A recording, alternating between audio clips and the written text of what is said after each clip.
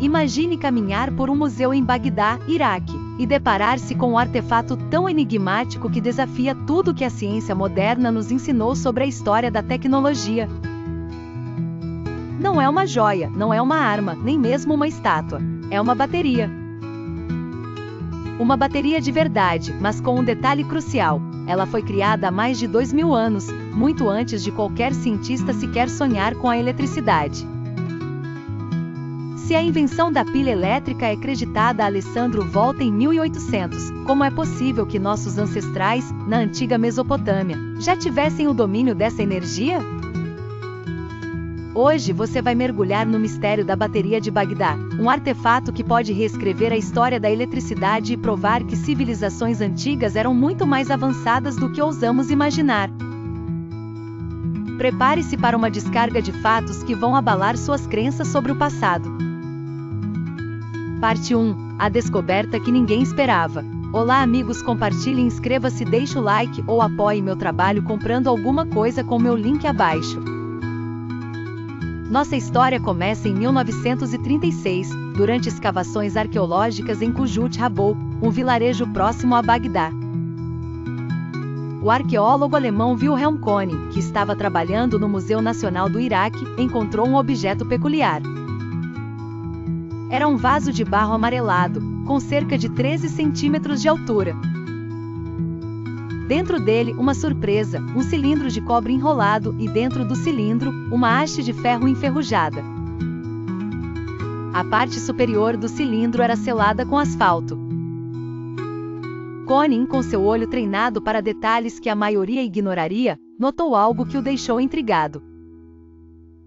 A forma como o cobre e o ferro estavam dispostos, isolados por um vedante, lembrava estranhamente a estrutura de uma célula galvânica, ou em termos mais simples, uma bateria primitiva.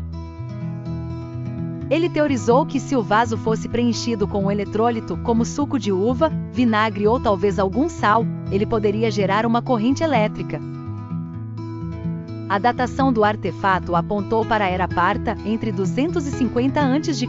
e 224 d.C., ou possivelmente para o período sassânida que se seguiu.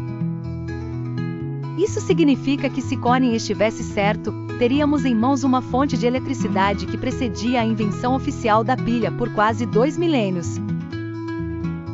O que se seguiu foi um debate acalorado que ecoa até os dias de hoje. Apoie meu trabalho, inscreva-se, deixe o like, compartilhe ou apoie meu trabalho comprando alguma coisa com meu link abaixo.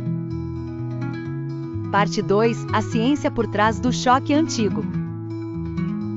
Locução técnica, mas acessível, explicando o funcionamento da bateria.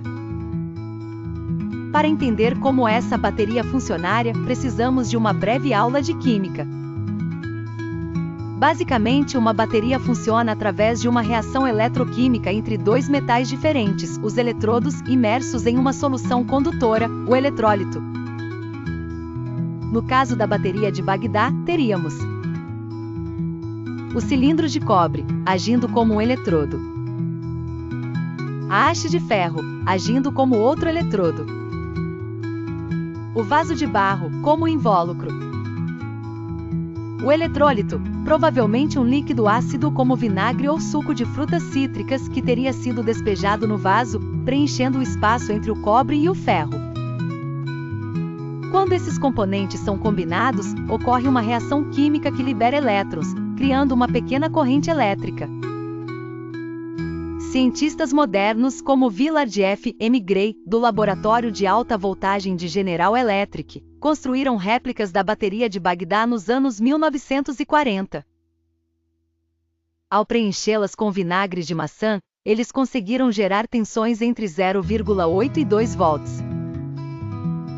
Para a época, isso era uma quantidade significativa de energia. Suficiente para o quê? Aí é onde o mistério se aprofunda.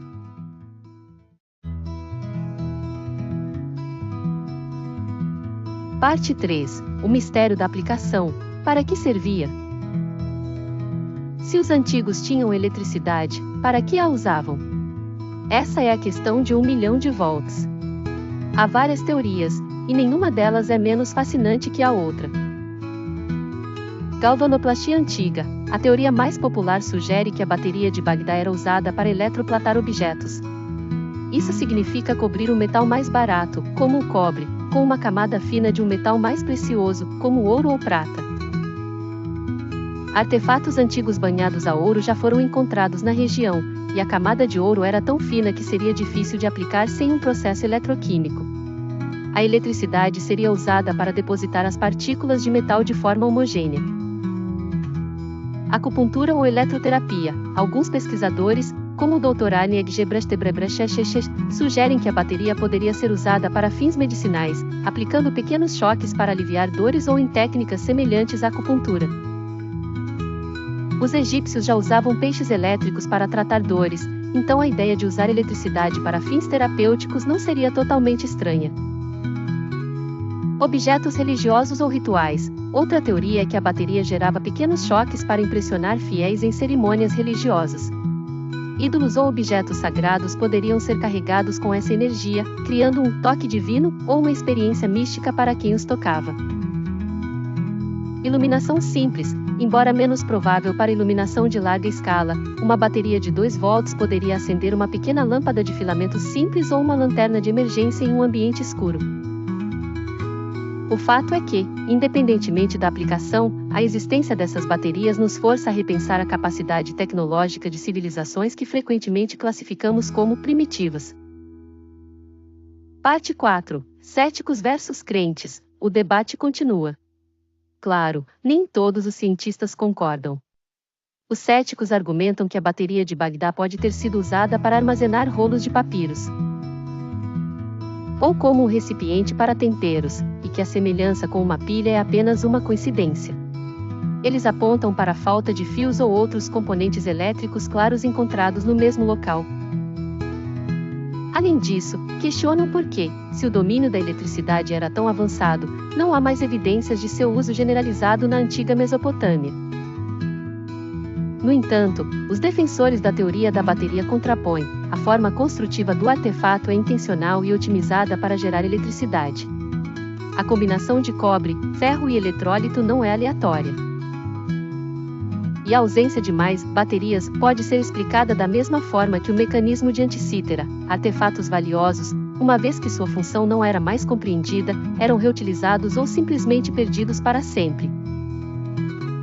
A verdade é que, sem uma máquina do tempo, nunca teremos certeza absoluta. Mas o peso das evidências experimentais é forte.